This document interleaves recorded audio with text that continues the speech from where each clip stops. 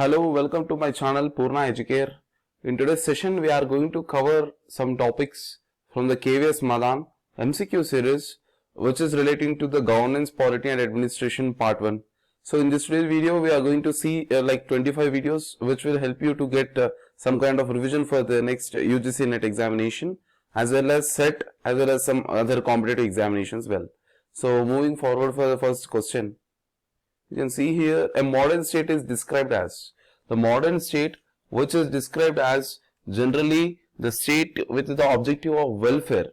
The modern state, whatever the state with the objective of welfare, so it is generally called like which is with the objective of welfare, so it is called as a modern state.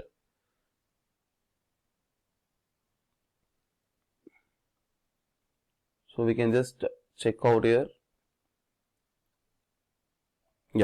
See, you can see here the state with the objective of an welfare. So it is called as a modern state. You can see here, right?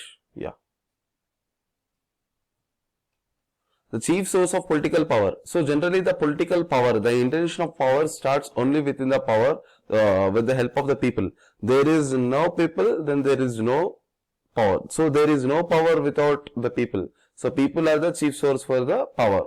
I hope you understood. So which of the following is not an essential element of, which is not an essential? So any kind of state, like for any kind of state, you need to have the population, you need to have a territory as well. Yes, sovereignty is really important, but the democracy, which is not really required. It might be the capitalistic, it might be the socialistic, or whatever it might be. So democracy is not required. So the answer is democracy. So democracy is the element which is not required to be an essential element of the state. So which of the following factors are responsible for the increase the role of government in the developing countries?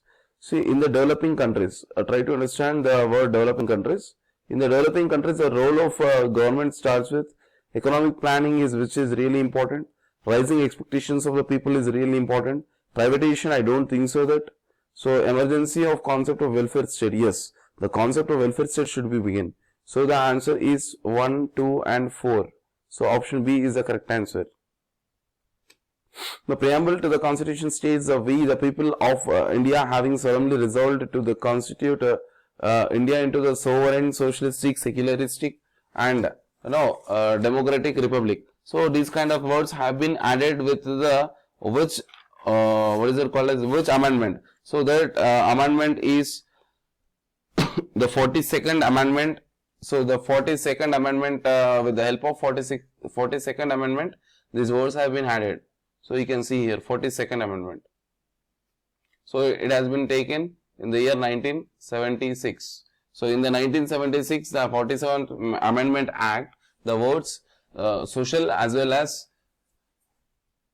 social and secular have been added.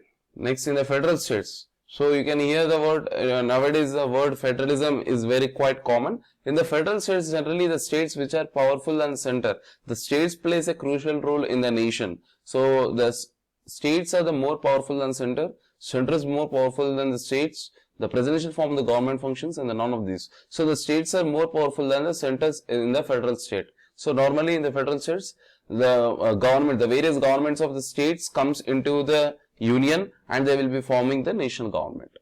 So the states are more powerful than the center. Federal system must have a written communication or whatever the federal system, since so we have to try to understand generally the federal system is like it is a union of various state governments, isn't it? So in order to union of various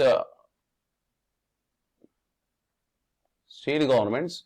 So since it is an union of state governments, there must be some kind of understandings. So understandings for the long term will be done by only by the written constitution, right? So there should be a written communication among the state governments in order to form a union government. So written constitution is which is really required as well. So you can find out here the yes, it must have a written communication. Yes. The Constituent Assembly which framed our constitution was set up in the year. Try to understand the Constituent Assembly.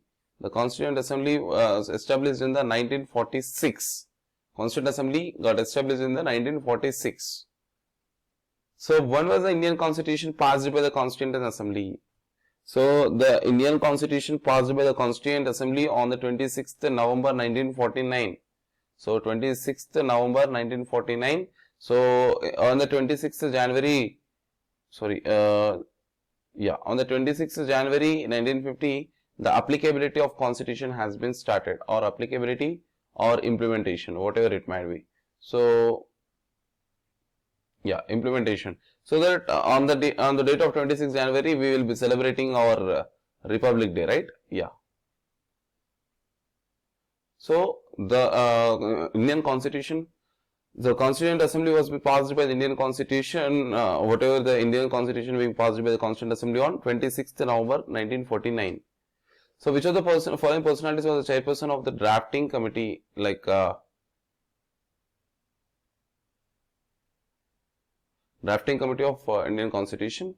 So option A, Rajendra Prasad, option B, Tej Bahadur Sapru, option C, Rajagopalachari. So Rajendra Prasad is the one person who acted as the chairman for the drafting committee, right? Wait a minute, please.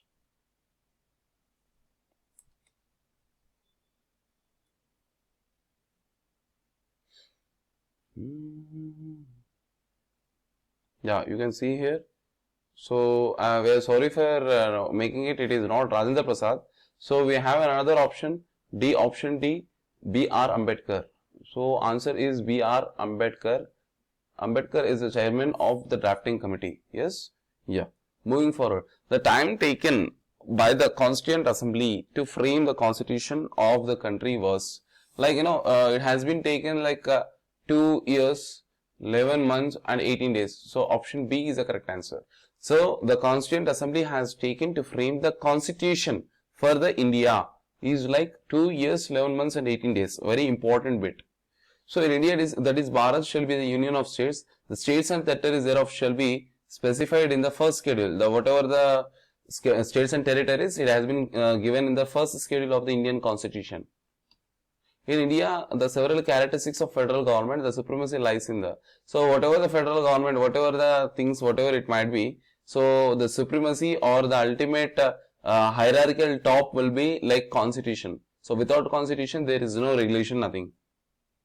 An interpretation of an Indian constitution is based on the spirit of interpretation. Whatever the things or whatever the provisions or whatever the articles being presented in the constitution, it will be interpreted as per the, based on the preamble. So the preamble will be considered in order to get some kind of interpretations of an Indian constitution. The Constitution of India is divided into 22 parts. So like the Constitution of India has been divided into the 22 parts. So which of the following has the most profound impact on the Indian Constitution? So majority of the things, like majority of the provisions and articles have been emphasized or copied or whatever carried, whatever it might be, from the Government of India Act 1935. So the Government of Act 1935 played a crucial role in order to get the things done regarding to the provisions of the Constitution. So Indian Constitution closely follows the it closely follows the constitutional system of UK, which is also called as England as well. So whatever it might be, the Indian Constitution closely follows the constitutional system of an UK, not the US, UK.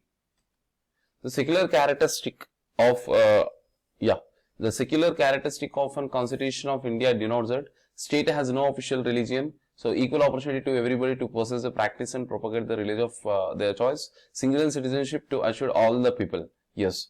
So secular concept like A, B and C. So yeah, all the above. So all the above, all the things are the secular characteristics of a constitution. So all the above. The directive principles of state policy includes in the Constitution of India have been inspired by the Constitution of, like so what can be